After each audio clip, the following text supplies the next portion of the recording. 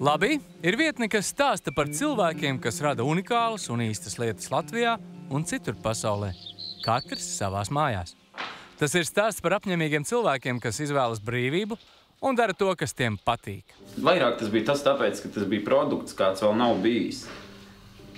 Tā ideja mums ir arī pasniegt koku, ka ar viņu var daudz ko citu izdarīt, ne tikai mēbele tā ir vai mājas apderē kaut kas tāds konstruktīvs elements, bet arī smalkas lietas un tieši formās, kā viņi var veidot.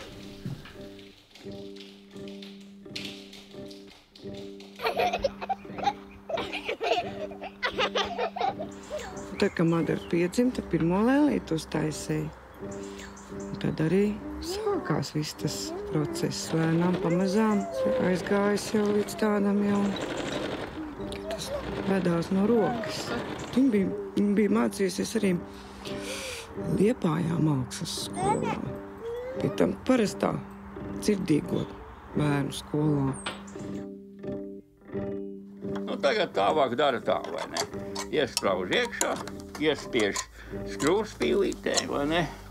Tā. Un tad ir kalns lielais, un tad tagad, vai ne, paņem, kur zīmēts, vai ne, šitā. Labi, ir stāsts par amatniekiem, kas pulcējas šeit, lai apvienotos jaunas kustības dibināšanā un piedāvātu pašu radītas lietas ar dvēseli, pārveidotu dabas matēriju cilvēkam noderīgā veidā. Tas, ka tu liekas, ka viņam, tiešām viņš elpo, tā ir tāda dzīvības sajūta.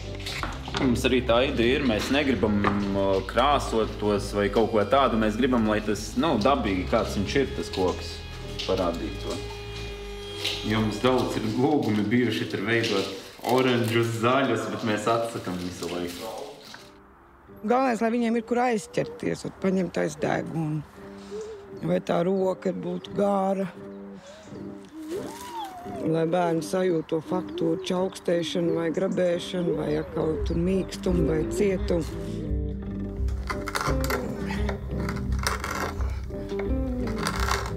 Tas sākums ir grūts.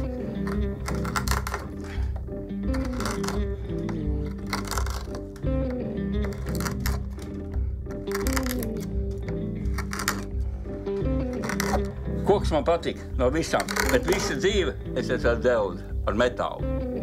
Viss. Tas nav tā, tikai naudas pēc, jā, bet, teiksim, pīšana arī, vai ne? Tā nav naudas lieta, tā ir sirds lieta.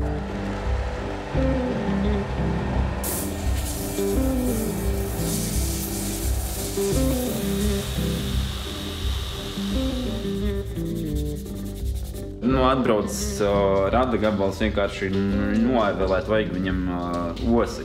Un es noevelēju un pēc tam, tik forši. Koks pats par sevi, man tas ir tāds, tas dzinums. Es nevaru iedomāties vairs sevi bez koka ikdienā.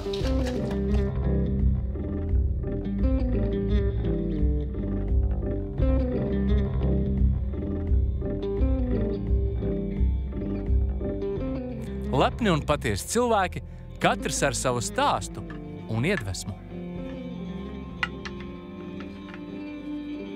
Labi, pašu darinātas lietas ar dvēseli.